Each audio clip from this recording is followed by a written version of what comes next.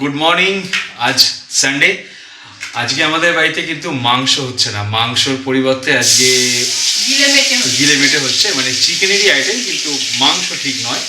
পরে আমরা মাংসই খাই, কিন্তু ছেলে বলছিল কি গিলেমেটে খাবো, মানে ভালো লাগে না মাংস খেতে সব কিছু, তাই জন্য গিলেমেটে আনা হয়েছে। তো দেখাও গিলেমেটে রান্না হচ্ছে। আর এইবারে দেখো এইবারে তোমাদের একবার গিলেমেটেগুলোকে দেখাই।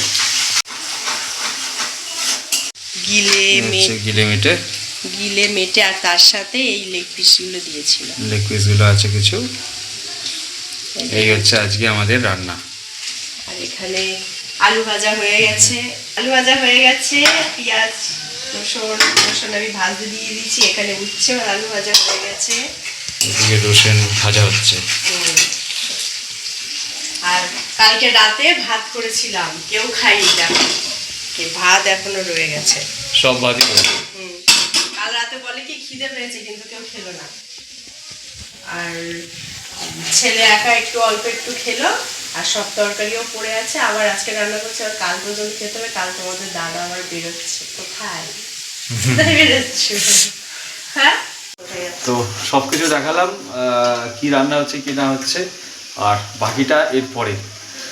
চলো দেখি আবার আমাদের আয়ুষ কি করছে।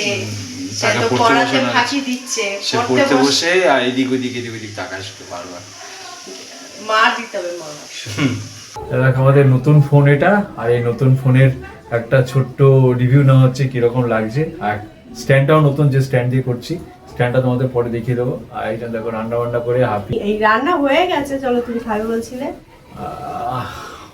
অনেক বড় একটা স্ট্যান্ড, মানে অনেক দূর থেকে কিন্তু ভিডিও করা যাচ্ছে, দেখেছো? অনেক দূর থেকে ভালো লাগছে, আরো করা যাবে, আরো দূরে করা যাবে, দারুণ লাগছে। আরো দূরে। কালকে যাচ্ছে বেড়াতে, আমাকে নেবে না, দেখেছো? আমরা ঘুরতে যাচ্ছি।